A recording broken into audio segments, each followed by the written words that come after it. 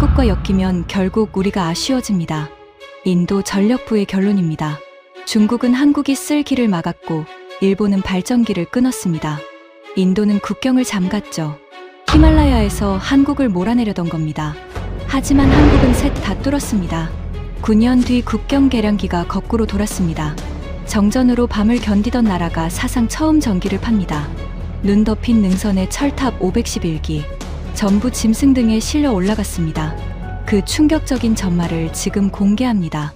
시작하기 전 구독과 좋아요, 그리고 대한민국 파이팅 댓글로 한국을 응원해주세요. 저는 천하이룽입니다. 중국 국영건설사 해외사업본부에서 28년을 일했고 히말라야 현장의 토목 소장이었습니다. 해발 5072m의 철도를 깔아본 사람이에요. 그래서 네팔 카르날리주로 발령이 났을 때 저는 웃었습니다. 해발 2340m. 저한테는 산이 아니라 언덕이었으니까요. 총사업비 5200만 달러짜리 수력발전소였습니다. 우리 몫은 토목이었어요. 진입로를 내고 댐을 세우고 도수터널 5120m를 뚫는 일. 나머지가 한국 몫이었습니다. 두산에너빌리티가 발전소 설비를, 대한전선이 송전선로 178km를 맡았죠. 계약서에 적힌 공사 기간은 28개월이었습니다. 저는 그 숫자를 보고 담배를 물었습니다. 28개월. 히말라야에서요. 솔직히 말씀드리겠습니다. 그때 제가 한 생각은 이거였습니다. 저 사람들 1년 안에 짐 싸겠구나. 첫 합동회의는 컨테이너 사무실에서 열렸습니다. 난로 하나에 10사람이 붙어 앉아 입김을 뿜었죠. 한국팀에서 2사람이 들어왔습니다. 현장관리 담당 박용희입니다. 통역도 제가 맡습니다. 뒤에 선 사람이 안전모를 벗었습니다. 무릎에 얹고 앉는데 손등이 갈라져 있더군요. 대한전선 송전선로 시공팀 차봉수입니다. 그게 전부였습니다. 저는 그 명함을 주머니에 넣었고 그날 이후 9년 동안 그 이름을 한 번도 부르지 않았습니다. 그게 제가 지금 이 이야기를 하는 이유입니다. 회의는 20분 동안 무난했습니다. 하지만 진입로 얘기가 나오면서 공기가 굳었습니다. 산 밑 야적장에서 현장까지 올라오는 길은 우리가 낸 가도로 하나뿐이었고 통행 순서도 우리가 정하고 있었거든요. 한국 자재 트럭이 사흘째 밑에서 대기 중이었습니다. 차봉수가 서류를 내밀었습니다. 주 2회만 진입 순번을 주시면 됩니다. 5시 전에 올려서 6시 전에 빼겠습니다. 우리 공정을 건드리지 않으려고 시간대를 피해서 짜온 표였습니다. 제가 답을 하려는데 문이 열렸습니다. 본사에서 쉬둥양 부총경리가 내려와 있었어요. 61세, 해외사업본부 전체를 쥔 사람입니다. 그는 서류를 힐끔 보더니 박용희 쪽으로 고개를 돌렸습니다. 길은 우리가 냈습니다. 우리 트럭이 먼저 갑니다. 한국은 기다리세요. 차봉수가 입을 열었습니다. 하지만 쉬둥양이 먼저 말했습니다. 못 기다리겠으면 짐승 등에 싣든가. 박용희가 멈칫했습니다. 컨테이너 안이 조용해졌어요. 난로에서 장작 튀는 소리만 났습니다. 소장님, 그대로 전하세요. 박용희가 전했습니다. 목소리가 낮았습니다. 저는 그때 차봉수의 얼굴을 봤습니다. 표정이 없었어요. 화를 내지도 않았고 눈을 피하지도 않았습니다. 다만 무릎 위에 안전모를 2손으로 천천히 돌리더군요. 그가 일어나면서 한마디를 했습니다. 알겠습니다. 문이 닫히고 나서 쉬둥양이 말했습니다. 저 양반 명함에 시공팀 반장이라고 적혀 있던데. 노세 반장이겠지. 우리 직원들이 웃었습니다. 부끄럽지만 저도 웃었습니다. 여러분은 아마 이렇게 예상하실 겁니다. 한국팀이 항해 공문을 보냈거나 발주처에 중재를 요청했을 거라고요. 정반대였습니다. 그 다음 날 새벽 5시 반, 저는 밖에서 나는 소리에 잠이 깼습니다. 쇠방울이 여러 개 동시에 흔들리는 소리가 능선 쪽에서 계속 났어요. 문을 열었습니다. 찬 공기가 얼굴을 때렸고 저는 숨을 들이켜다 멈췄습니다. 노새였습니다. 20마리가 넘는 노새가 줄을 지어 능선을 넘어가고 있었어요. 등에는 회색 쇳덩어리가 하나씩 묶여 있었습니다. 두꺼운 천으로 감싸고 밧줄로 8번씩 조인 물건들이었죠. 한참을 몰랐습니다. 하지만 눈이 어둠에 익으면서 형체가 잡혔고 그 순간 알아봤습니다. 변압기였습니다. 1.4톤짜리 변압기 한 대를 볼트까지 다 풀어서 23 조각으로 쪼갠 겁니다. 노새 한 마리가 지는 무게는 55kg에서 70kg. 그러니까 23마리가 필요했습니다. 행렬맨 앞에 사람이 걷고 있었습니다. 헤드랜턴 불빛이 눈밭에 길게 늘어져 있었어요. 차봉수였습니다. 저는 문틀을 잡고 서 있었습니다. 손끝이 저릿했습니다.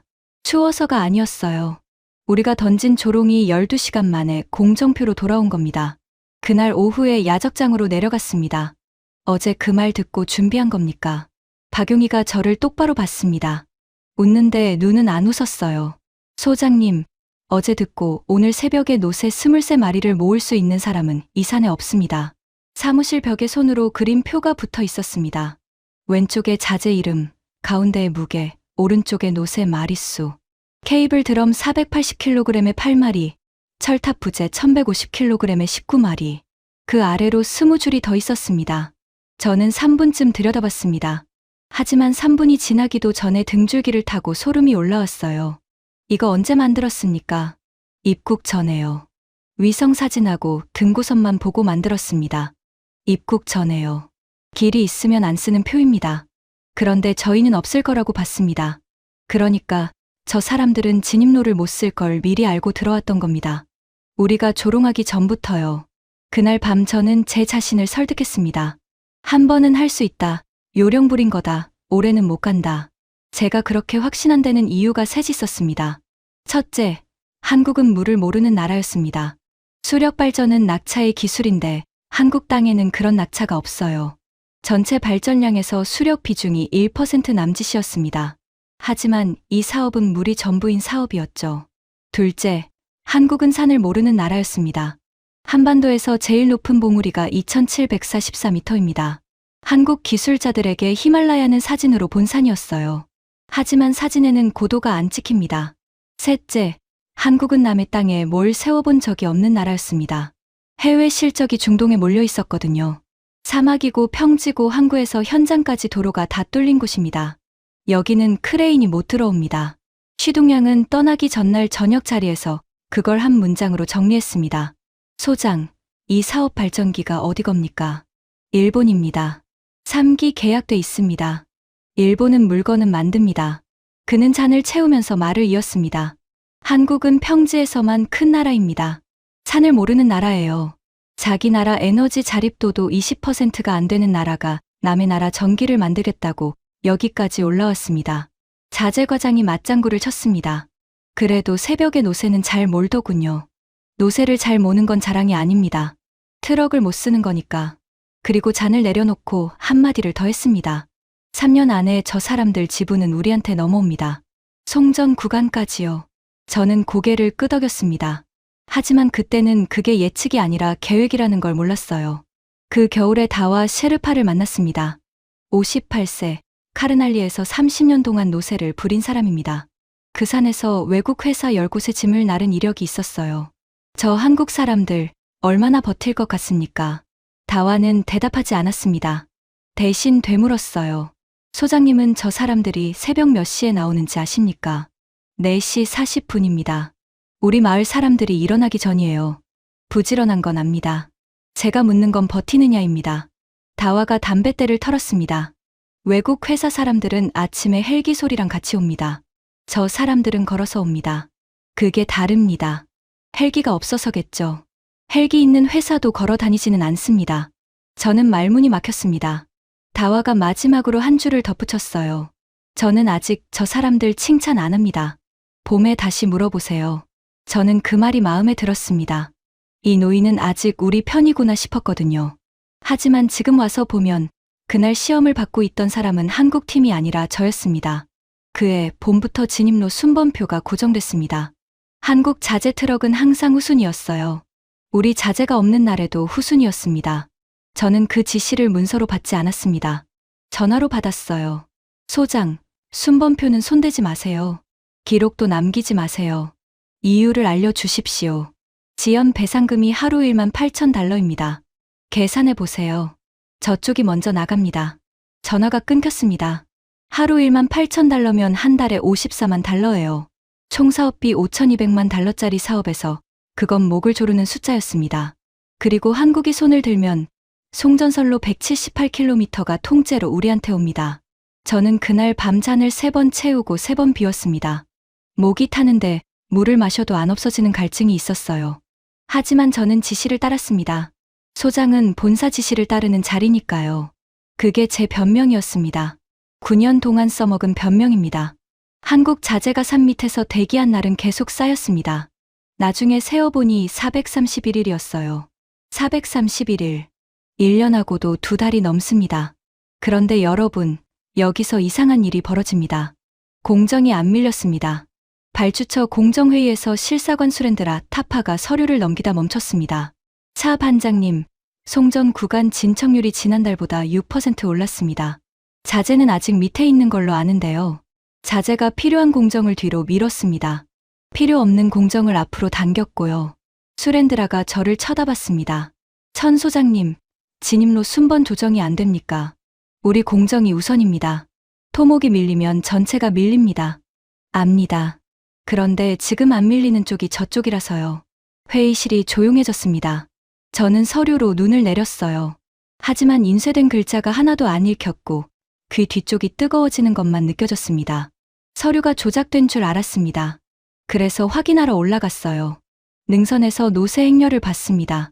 처음 본 날은 23마리였는데 그때는 40마리가 넘었고 그게 하루에 2번 올라가고 있었습니다.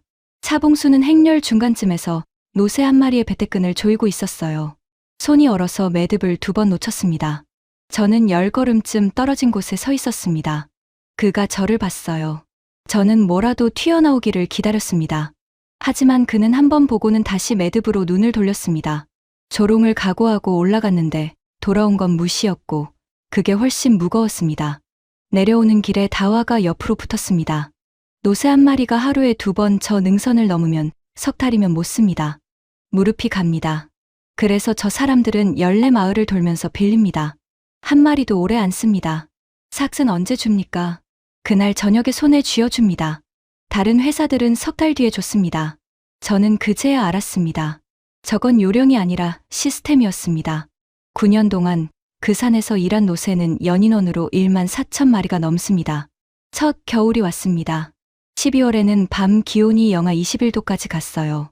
본사에서 동절기 철수 지시가 내려왔고 우리 인력 180명이 사흘에 걸쳐 산을 내려갔습니다. 마지막 트럭 조수석에서 저는 뒤를 돌아봤습니다. 불빛이 있었습니다. 한국팀 숙소 창문 6개에 불이 켜져 있었어요. 트럭이 커브를 돌 때까지 그 불빛이 안 꺼졌습니다. 저 사람들 언제 내려옵니까? 안 내려온답니다. 아까 밑에서 라면 상자를 20박스 올렸다던데요.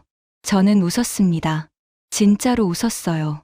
하지만 그 웃음에는 3개월짜리 유통기한이 붙어 있었습니다. 봄에 올라갔습니다. 있었습니다. 하지만 진짜 충격은 사람이 아니었어요. 철탑 기초였습니다. 눈이 오면 못 파니까 눈이 오기 전에 미리 판 구덩이가 48개.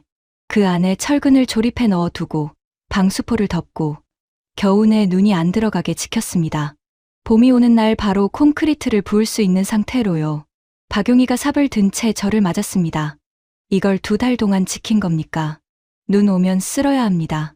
방수포 위에 20cm만 쌓여도 물이 스밉니다. 몇 명 남았습니까? 11명이요. 저는 48개의 구덩이를 다시 팠습니다. 방수포가 하나하나 팽팽하게 당겨져 있었고 모서리마다 돌이 눌려 있었어요. 11명이 48개를요. 삽질은 사람 수대로 나오는 게 아니고 시간 수대로 나옵니다. 저희한테 겨울은 시간이 남는 계절이었어요. 저는 이 문장을 하고 싶지 않지만 사실이니까 하겠습니다. 우리가 내려가 있던 2달 동안 저 사람들은 봄을 미리 만들어 놓고 있었습니다. 그 다음 겨울에도 안 내려왔습니다. 그 다음 겨울에도요. 저는 그때까지도 그게 미련한 근성이라고 생각했습니다. 하지만 이유가 따로 있다는 걸 알게 되는 건 6년 뒤입니다. 그 이유를 알던 날, 저는 제 손으로 무슨 짓을 했는지 처음으로 계산해 봤어요. 그리고 그 계산이 끝나기도 전에 도쿄에서 전화가 왔습니다. 발전기를 못 보내겠다는 전화였습니다. 2번째 여름에 몬순이 왔습니다. 히말라야의 비는 우리가 아는 비가 아니에요. 사흘 내내 하늘이 통째로 쏟아집니다.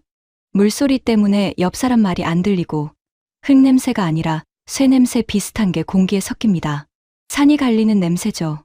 그 비의 가도로 3km 구간이 통째로 흘러내렸습니다. 우리 팀은 사흘 만에 철수 결정을 내렸어요. 인력 180명 중 140명이 헬기로 빠졌습니다. 저는 남은 40명하고 산 아래 임시 캠프로 내려갔고요. 그게 정상적인 판단입니다. 길이 끊긴 현장에 사람을 두면 사고밖에 안 납니다. 하지만 한국팀은 안 내려왔습니다. 무전이 됐거든요. 저는 사흘째 되는 날 직접 불렀습니다. 천하일웅입니다. 헬기 한 대 여유 있습니다. 인원 태우실 겁니까? 한참 뒤에 답이 왔어요. 박용이었습니다. 괜찮습니다. 길이 언제 열릴지 모릅니다. 석 달 갈 수도 있어요. 압니다. 식량은요? 2달치 있습니다. 부족하면 마을에서 삽니다. 저는 무전기를 내려놨습니다. 그때 제가 든 생각은 딱 하나였어요. 저 사람들 본사에서 뭐라고 하려나. 회사가 저런 걸 허락할 리가 없거든요. 공사 못하는 현장에 인건비를 석 달 태우는 회사는 세상에 없습니다. 결국 길은 88일 만에 열렸습니다. 길이 뚫린 날 저는 제일 먼저 올라갔습니다. 확인하고 싶은 게 있었거든요. 능선 아래 한국팀 구역이 눈에 들어왔을 때 저는 트럭을 세웠습니다. 철탑이 서 있었어요. 제가 내려갈 때는 기초만 있던 자리였습니다. 88일 동안 18기가 올라가 있더군요. 그것도 능선 정상부 쪽으로요. 자재는 전부 산 밑에 있었습니다. 길이 끊겨 있었으니까요. 하지만 철탑은 위에 서 있었어요. 그러니까 저 사람들은 길이 끊기기 전에 자재를 위로 올려놨던 겁니다. 비 오기 2달 전부터요. 다와가 옆에 서서 그걸 보고 있었어요. 소장님, 저 사람들 6월에 뭘 했는지 아십니까? 모릅니다. 노새를 2배로 썼습니다. 마을마다 다 빌려갔어요. 값도 2배로 쳐줬고요. 다들 저 사람들 미쳤다고 했습니다. 다와가 담뱃대로 하늘을 가리켰습니다. 미친 게 아니었어요. 하늘을 본 겁니다. 저는 그 자리에 한참 서 있었습니다. 뒷목이 뻣뻣해지더군요. 이 산에서 30년을 산 다와도 몬순을 그렇게 정확히 읽지는 못합니다. 하지만 한국에서 온 사람들이 2달 전에 읽었어요. 여러분은 아마 그게 운이라고 생각하실 겁니다. 저도 그렇게 생각하고 싶었어요. 하지만 그 다음 몬순에도 저 사람들은 2달 전에 자재를 올렸습니다. 3번 연속이면 그건 운이 아닙니다. 그리고 도쿄에서 전화가 왔습니다. 정확히는 저한테 온 게 아니라 발주처로 갔고 발주처가 전체 회의를 소집한 겁니다. 카트만두에서요. 일본 중전기 제조사 해외 수력 사업본부장이 왔습니다. 마에다 겐지 64세. 이 사업의 수차 발전기 3기를 만드는 회사의 최고 책임자였어요. 회의실에 들어오는데 수행원이 넷이었습니다. 자리에 앉기 전에 명함부터 돌리더군요. 그가 꺼낸 말은 짧았습니다. 1호기는 예정대로 선적했습니다. 2호기와 3호기는 품질 재검토가 필요합니다. 수렌드라 타파가 물었어요. 기간이 얼마나 걸립니까? 재검토가 끝나야 알 수 있습니다. 그러니까 몇 달이냐고 묻는 겁니다. 재검토가 끝나야 알 수 있습니다. 저는 그 다음 문장이 다를 거라고 기대했어요. 하지만 같은 문장을 2번 말하는데 표정이 하나도 안 바뀌었습니다. 저는 그 얼굴을 보면서 알았어요. 저건 지연이 아니라 결정입니다. 박용희가 서류를 넘기면서 말했습니다. 계약서에 납기 지연 배상 조항이 있습니다. 마에다가 처음으로 한국 쪽을 봤습니다. 품질 사유는 면책입니다. 읽어보셨을 텐데요. 읽었겠죠. 하지만 읽었다고 막을 수 있는 조항이 아니었습니다. 세상에서 그 물건을 만드는 회사는 5곳뿐이고 그 중에 넉 달 안에 히말라야 규격으로 납품할 수 있는 곳은 하나였으니까요. 회의가 끝나고 복도에서 저는 마에다와 마주쳤습니다. 담배를 피우러 나갔다가요. 그가 먼저 말을 걸었어요. 중국 회사 소장이라는 걸 알고 있더군요. 토목 쪽은 고생이 많으시겠습니다. 산이 험합니다. 한국 컨소시엄하고 같이 하신다고요. 그렇습니다. 마에다가 담배 연기를 내뱉으면서 웃었습니다. 한국은 우리 도면 보고 배운 나라입니다. 수차 한 대 제대로 돌려본 적이 없어요. 저는 대답을 안 했습니다. 하지만 그는 제 침묵을 동의로 읽었어요. 그 사람들이 만든 물건으로 히말라야 물을 받겠다고 하면 그건 발전이 아니라 실험입니다. 이 나라 국민을 상대로 하는 실험이죠. 솔직히 말씀드리겠습니다. 그때 저는 속으로 통쾌했어요. 우리는 길을 막았고 일본은 심장을 막았습니다. 방식은 달라도 결과는 같았죠. 그리고 저는 그 결과가 반가웠습니다. 부끄러운 이야기지만 사실입니다. 그 뒤로 발전소 건물은 완성됐는데 안이 비어있는 상태로 11개월이 흘렀습니다. 콘크리트 구조물은 다 올라갔어요. 도수터널 5120m도 관통했고요. 물길도 잡혔습니다. 그런데 수차가 없으니까 물을 못 팠습니다. 저는 그 발전소 안에 몇 번 들어가 봤습니다. 콘크리트 냄새가 아직 안 빠진 공간이었어요. 발전기가 앉을 자리 3개가 원형으로 파여 있고 그 안이 텅 비어 있습니다. 발소리가 벽에 부딪혔다가 이상하게 늦게 돌아와요. 1호기 한 대만 덩그러니 앉아 있었습니다. 파란 방수포를 덮어쓴 채로요. 수렌드라가 그 앞에서 저한테 이런 말을 했습니다. 천 소장님, 우리나라 수력 잠재량이 얼마인지 아십니까? 43,000메가와트예요. 브라질 다음입니다. 압니다. 그런데 개발된 게 1%입니다. 우리는 지금 인도에서 전기를 사다 씁니다. 하루 16시간씩 정전되는 나라가 물이 넘쳐나는 나라예요. 그가 텅 빈 자리를 가리켰습니다. 저 구멍 2개 때문에 또 1년입니다. 저는 아무 말도 못했어요. 하지만 진짜 문제는 발전소가 아니었습니다. 전기는 만들어서 끝나는 게 아니거든요. 보낼 데가 있어야 합니다. 그리고 네팔 전력망은 인도 전력망에 붙어 있어요. 국경 변전소를 통해 연결됩니다. 그 승인을 쥔 사람이 인도 전력부 대외전력협력국장 라제시 바르마였습니다. 56세, 28년 경력. 그가 국경 변전소 실사를 나온 날 저도 불려갔습니다. 바르마는 서류를 30분 동안 넘겼어요. 그리고 안경을 벗으면서 말했습니다. 개통연계 승인은 어렵지 않습니다. 다만 조건이 있어요. 말씀하십시오. 송전 구간에 인도 업체를 30% 넣으세요. 회의실이 조용해졌습니다. 박용희가 물었어요. 어느 구간을 말씀하시는 겁니까? 국경 쪽 60km요. 이미 세우신 걸로 압니다. 이미 세운 구간이었습니다. 철탑이 서 있고 선이 걸려 있는 구간을 잘라서 넘기라는 뜻이었어요. 차봉수가 처음으로 입을 열었습니다. 세운 구간은 못 드립니다. 바르마가 그를 쳐다봤습니다. 반장님, 이건 제가 드리는 부탁이 아니라 승인 조건입니다. 압니다. 그럼 다시 생각해 보시죠. 세운 구간은 못 드립니다. 같은 문장을 2번 말했어요. 목소리를 높이지도 않았습니다. 그냥 2번 말했습니다. 저는 그 자리에서 이 사람이 미쳤다고 생각했어요. 넉 달 지연이면 배상금이 얼마인지 계산이 안 되는 사람인가 싶었습니다. 바르마는 자리를 뜨면서 한마디를 남겼습니다. 정확히 기억합니다. 한국 전력망은 섬입니다. 아무하고도 연결 안 된 섬이에요. 이웃 나라랑 전기 한번 주고받아 본 적 없는 나라가 국경을 넘는 송전을 하겠다고 합니다. 그러고는 문 앞에서 돌아서서 덧붙였어요. 대한전선이요. 케이블 뽑는 회사죠. 케이블 뽑는 회사가 개통을 압니까? 그날 저녁에 쉬둥량한테서 전화가 왔습니다. 목소리가 밝았어요. 소장, 들었습니다. 저쪽이 인도 조건을 걷어찼다면서요. 그렇습니다. 잘 됐습니다. 이제 넉 달입니다. 넉 달이면 끝납니다. 전화를 끊고 저는 창밖을 봤어요. 카트만두의 밤은 정전 때문에 절반이 까맣습니다.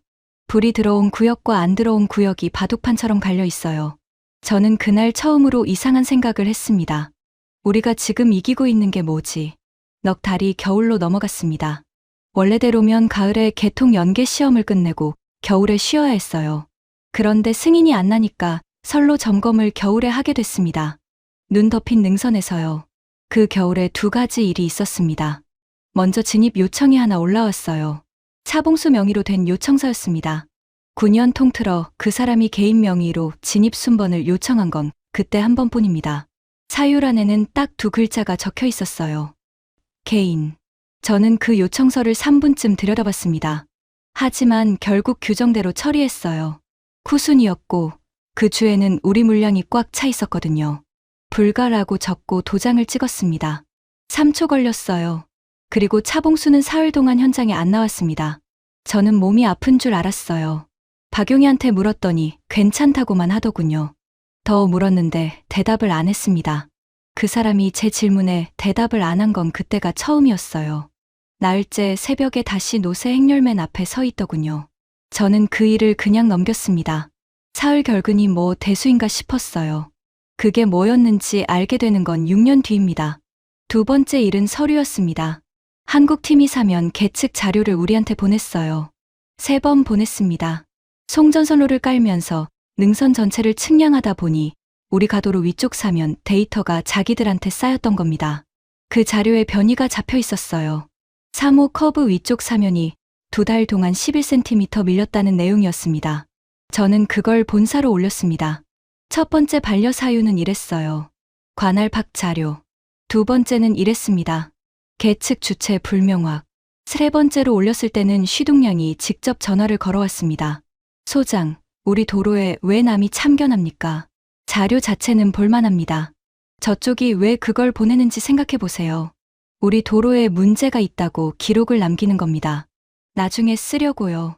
부총경리님, 보강 예산 안 나갑니다. 이걸로 끝입니다. 저는 수화기를 내려놓고 한동안 책상만 봤어요. 볼펜을 들었다 놨다 3번쯤 했습니다.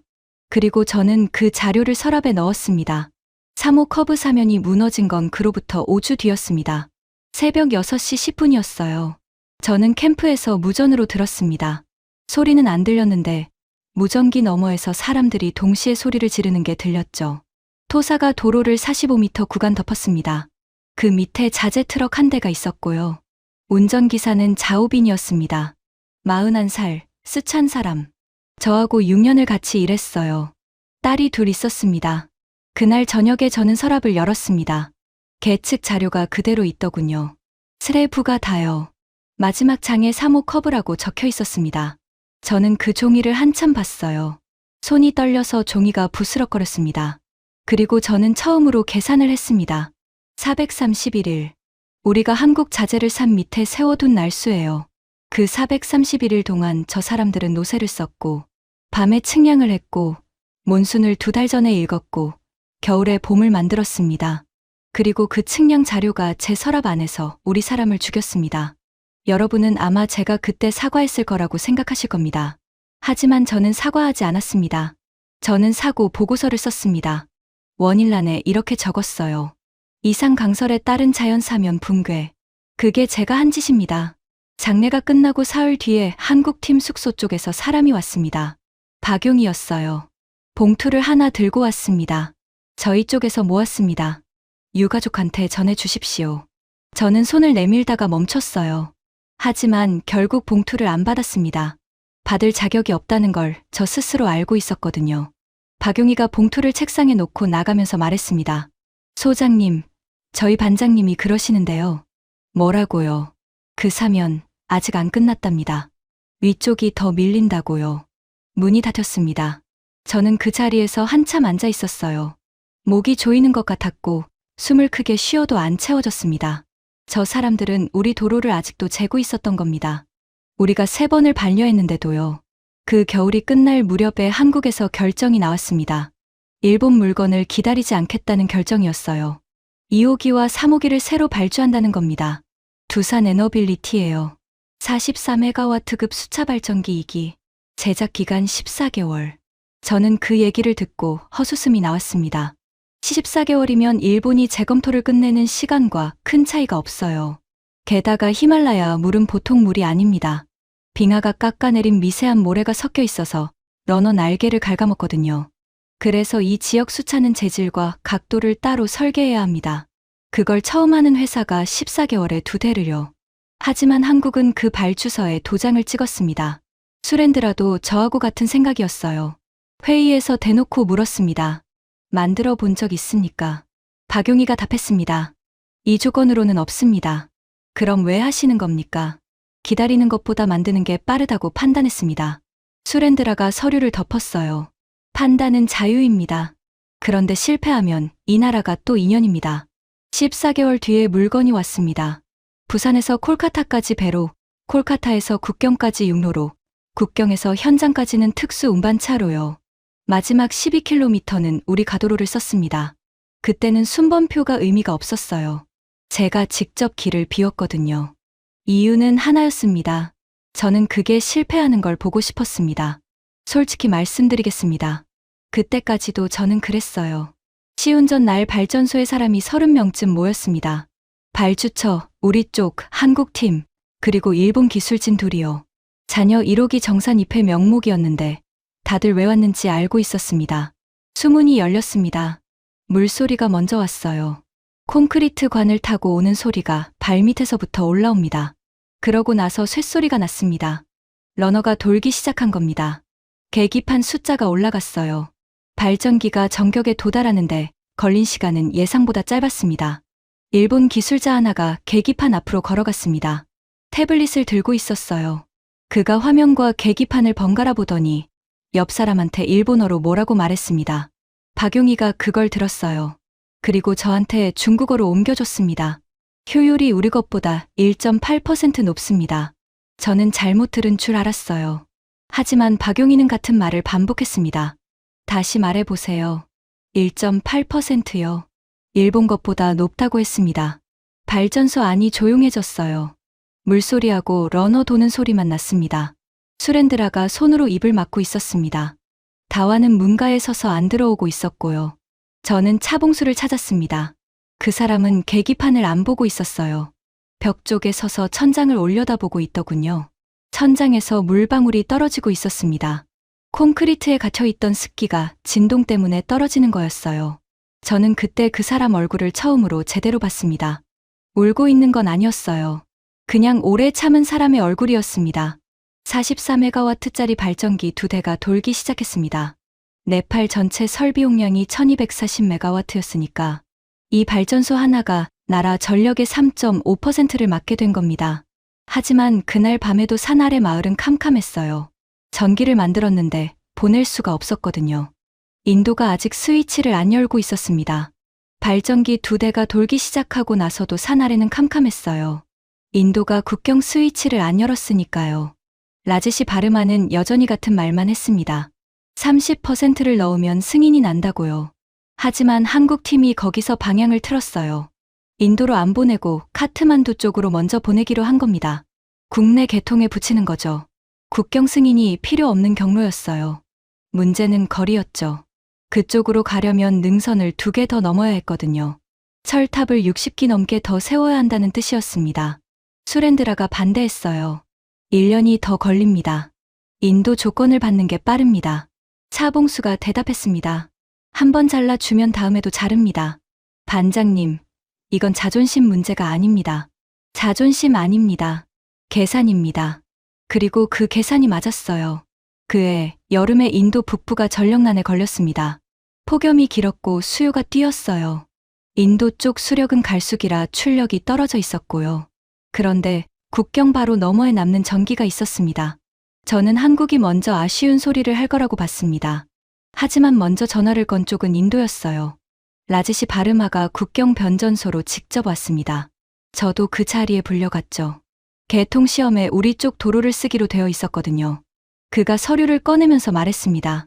승인 조건은 조정 가능합니다. 박용희가 물었어요. 30%는요? 그건 없던 걸로 하죠. 바르마가 헛기침을 했습니다. 대신 개통 시험을 다음 주에 하고 싶습니다. 저희 쪽 부하가 급합니다. 저는 그 장면을 옆에서 봤어요. 넋 달을 잠가놓고 있던 사람이 이제 다음 주에 열어달라고 하고 있었죠. 그것도 자기가 잘 나가겠다던 그 60km로요. 차봉수는 그때 아무 말도 안 했습니다. 그냥 서류에 서명하고 일어섰어요. 개통 연계 시험은 새벽에 했습니다. 국경 변전소 계량기는 아날로그였어요. 바늘이 달린 낡은 물건입니다. 수십 년 동안 그 바늘은 한 방향으로만 돌았습니다. 인도에서 네팔로요.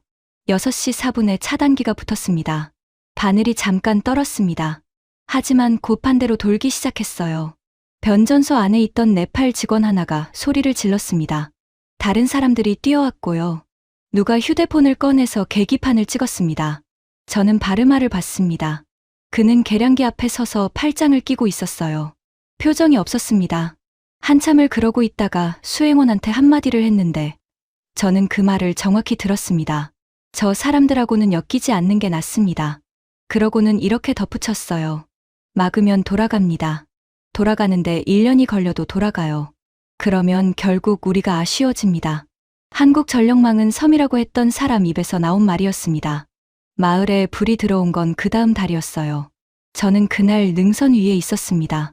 우리 쪽 도로 점검 때문에 올라갔던 건데 해가 지고도 안 내려갔습니다. 왜 그랬는지는 저도 모르겠어요. 7시가 조금 넘어서였습니다. 계곡 건너편 산비탈에 불빛이 하나 켜졌어요. 그리고 옆에 또 하나, 그 아래로 또 몇 개가 켜졌습니다. 몇 초 사이에 산 전체가 점점이 밝아졌어요. 수천 년 동안 어두웠던 산이었습니다. 저는 숨을 크게 들이켰는데 목이 메어서 제대로 안 들어왔어요. 손바닥으로 눈을 문질렀습니다. 바람 때문이라고 저 자신한테 말했고요. 옆에 다화가 서 있었습니다. 그 노인은 저보다 오래 서 있었어요. 소장님, 저 아래 저희 마을입니다. 어느 쪽입니까? 제일 왼쪽이요. 저기 세 번째 불빛. 다화가 손을 내렸습니다. 제 아버지가 저 집에서 호롱불 밑에서 돌아가셨어요. 저는 전기라는 걸 우리 마을이 갖게 될 거라고 생각해 본 적이 없습니다. 꿈도 못 꿨어요. 그가 저를 돌아봤습니다. 한국이 쫙 깔아줬습니다. 저 산 전부요. 저는 대답을 못했어요. 몇 해가 더 지나서 네팔은 전력 순수 출국이 됐습니다. 인도로 파는 양이 사오는 양을 넘어섰고 인도 송전망을 거쳐 방글라데시까지 보내는 협정도 맺었어요. 하루 16시간씩 정전되던 나라가 이웃 나라에 전기를 파는 나라가 된 겁니다. 물론 이 발전소 하나가 그걸 다 한 건 아닙니다. 하지만 아무도 안 들어가려던 산에서 9년 4개월을 버틴 사람들이 그 출발선 어딘가에 서 있었다는 건 분명해요. 그리고 후속 사업이 나왔습니다. 카트만두 북쪽에 216메가와트급 발전소를 짓는 민자 사업이었어요. 이 발전소의 5배 규모입니다. 짓고 나서 30년 동안 직접 운영하면서 네팔 정부에 전기를 파는 구조였고요. 우리 회사가 입찰에 들어갔습니다. 그리고 떨어졌어요. 기술 평가에서 밀린 게 아니었어요. 발주처가 컨소시엄 구성 요건을 걸었는데 히말라야 지역 무사고 시공 실적을 요구했거든요. 하지만 우리한테는 3호 커브가 있었습니다. 한국이 가져갔습니다. 두산에너빌리티가 시공하고 한국남동발전이 주요 주주로 들어갔습니다.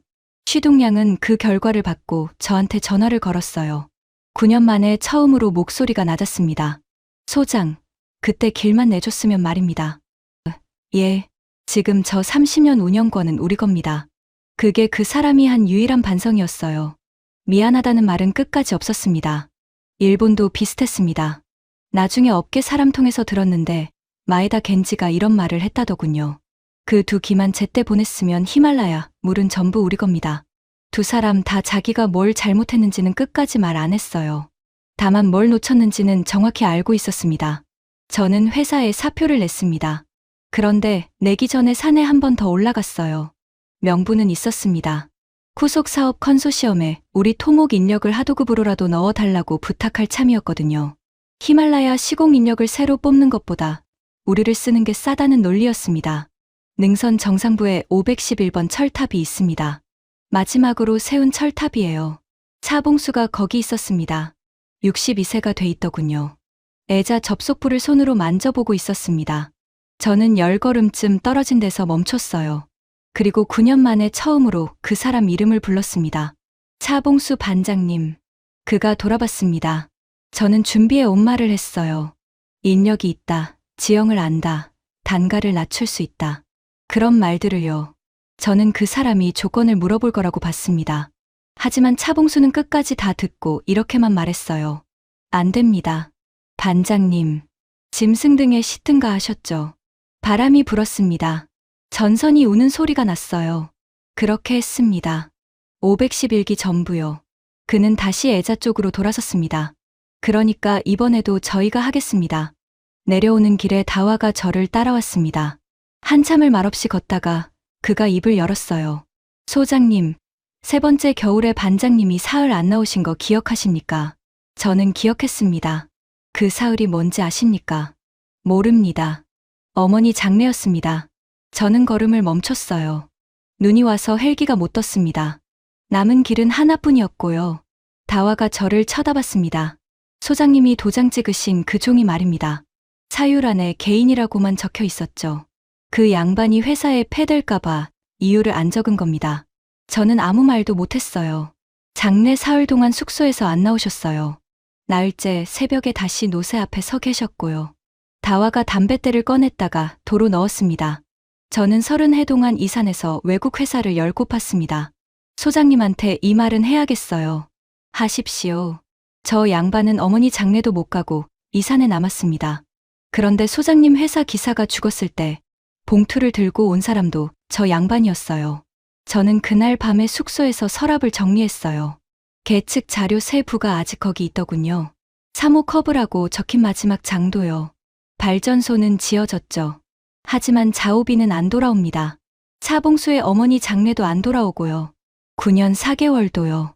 그 산에는 밤마다 불이 켜져요. 네팔은 이웃 나라에 전기를 팔고 있고요. 하지만 그 이야기의 어느 부분도 우리가 잘해서 된 게 아닙니다.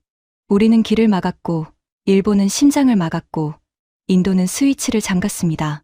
그런데 저 사람들은 노새를 썼고, 자기 손으로 발전기를 만들었고, 산을 2개 더 넘어서 돌아갔어요. 여러분은 아마 제가 한국을 대단하다고 말하려고 이 이야기를 꺼냈다고 생각하실 겁니다. 아닙니다.